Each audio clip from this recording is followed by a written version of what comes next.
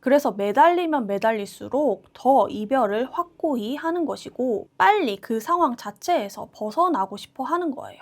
이별을 결심했던 입장에서 다시 한번 신뢰를 가져볼까? 한번 믿어볼까? 이런 생각을 하게 만들 수 있습니다. 그렇게 된다면 추후 기억의 미화가 더 빨리 앞당겨서 진행될 수도 있을 거고요. 그 다음에 연락을 시도할 수 있는 기회를 안전하게 확보해 놓으실 수 있습니다.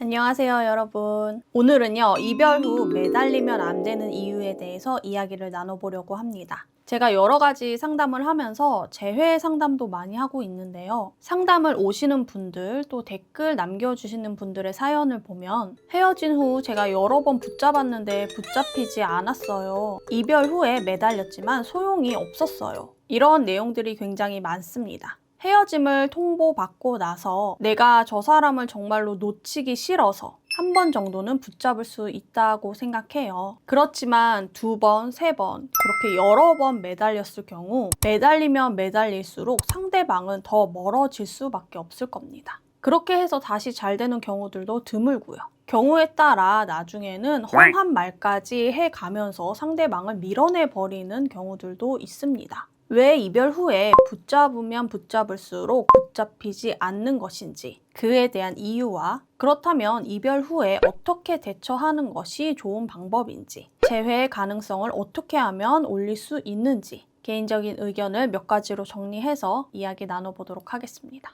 이별 후 매달리면 안 되는 이유 첫 번째, 매력 가치 하락. 이별을 하는 데는 다양한 이유가 있을 텐데요. 그렇지만 냉정하게 말씀드리자면 어떤 이유에서든 거기에서 도달한 결론은 더 이상 좋아하는 마음이 없어서 이별을 말했을 가능성이 높습니다. 그런 상황에서 내가 계속해서 상대방에게 매달리고 붙잡았을 경우 이 사람은 내가 없으면 안 되는 사람이었나? 이렇게까지 초라한 사람이었나? 상대방은 이렇게 느낄 수도 있습니다. 내가 연애 초반에 좋아했던 매력적인 모습들은 온데간데 없고 내 눈치를 보고 저자세인 모습들만 보여질 수 있습니다. 이별을 고한 사람 입장에서 그런 모습을 보고 마음이 아플 수는 있겠지만 다시 매력을 느끼긴 어려울 수 있습니다. 이미 이별을 결심한 시점부터 매력이 떨어진 상태일 텐데 거기에서 더 매력의 가치가 하락하는 거죠. 그런 상황에서의 재회 가능성은 매우 낮습니다.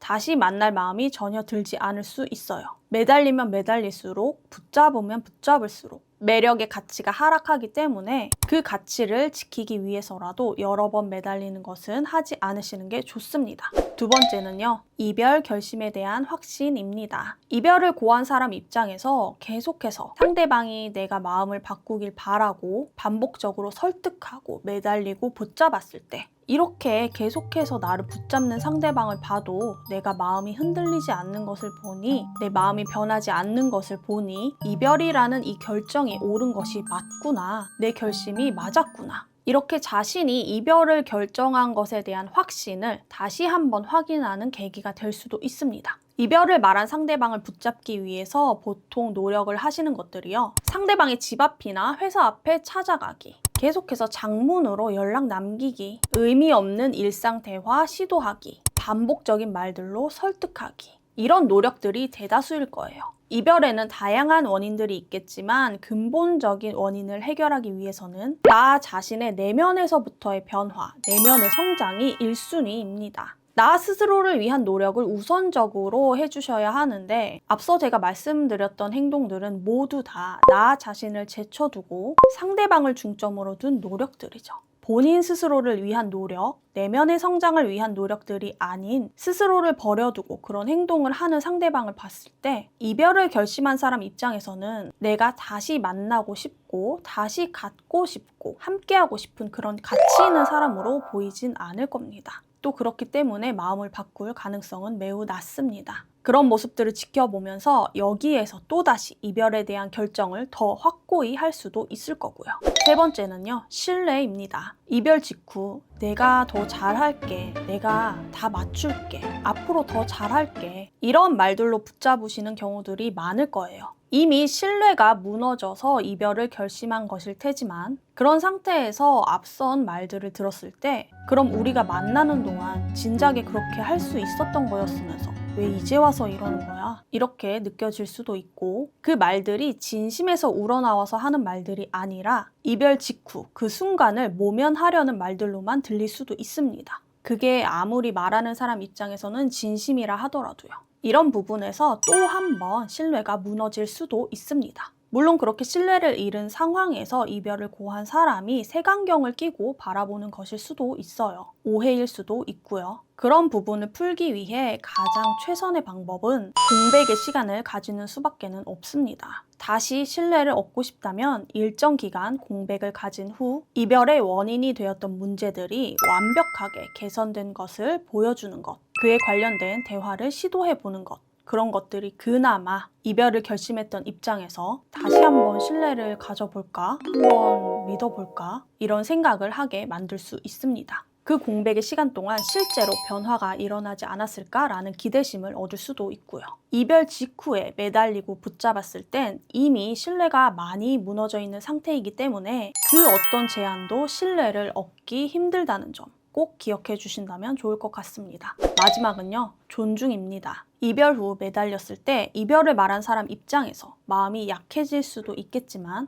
이별을 확고히 했을 경우 반복적으로 매달린다면 이 사람은 내 마음에 대한 존중은 없고 자기 자신의 마음만 일방적으로 계속해서 밀고 나오는구나, 이렇게 느낄 수도 있습니다. 이별을 결심한 사람 입장에서도 이별이 결코 안 힘들진 않을 거예요. 이별을 말하는 사람 입장에서도 분명히 힘들 테지만 그 이별의 힘듦보다 나라는 사람과 계속해서 만남을 이어가는 것이 훨씬 더 힘들다고 판단했기 때문에 이별을 말한 것이라고 생각합니다. 한마디로 사귀는 게 더 힘들었다, 그렇게 그런 스트레스가 가득한 상황에서 이별을 말한 것일 텐데 붙잡고 반복적으로 매달린다면 거기에 스트레스를 더 얹어주는 것과 다름없습니다. 사람이 너무 힘들면 본능만 남게 되는데요. 그때 이별을 말한 사람의 본능은 이 상황에서 빨리 벗어나고 싶다, 바로 해방감일 수 있습니다. 그래서 매달리면 매달릴수록 더 이별을 확고히 하는 것이고 빨리 그 상황 자체에서 벗어나고 싶어 하는 거예요. 그렇게 상황을 벗어나고 싶어 하는 상대방에게 한 발짝 뒤로 물러나면서 그 의견을 존중하는 태도를 보여주시는 것이 중요합니다. 그래야 상대방도 고마움을 느끼고 심각하게 경계 태세를 갖추지 않을 수도 있고 마지막으로 상대방의 기억 속에 내가 좋은 기억으로 남겨질 수도 있습니다. 그렇게 된다면 추후 기억의 미화가 더 빨리 앞당겨서 진행될 수도 있을 거고요. 또 그렇게 상대방을 충분히 존중하는 태도로 마지막 마무리를 잘 해주셔야 그 다음에 연락을 시도할 수 있는 기회를 안전하게 확보해 놓으실 수 있습니다. 울고불고 매달리고 상대방을 원망하고 탓하는 말들로 안 좋게 마무리가 됐을 경우 혹여나 추후 다시 연락 시도를 하려고 했을 때 상대방이 더 심하게 경계를 하고 있을 수도 있습니다. 정말 내가 이 사람을 붙잡고 싶다라면, 이 사람을 놓치고 싶지 않다라면 정말 진정성 있게 딱 한 번만 붙잡아 보신다거나 이별 후 일정 시간을 가진 뒤에 다시 연락을 시도하시는 것이 그나마 재회 가능성을 올리는 데 더 가까운 방법입니다. 여러 번 매달렸을 때 붙잡히는 경우들도 있기는 있어요. 사귀는 동안 내가 너무 못해줬고 상대방이 훨씬 더 잘해줬던 관계에서 상대방이 이별을 말했을 때 그때 내가 상대방을 붙잡고 계속해서 매달린다면 상대방 입장에서는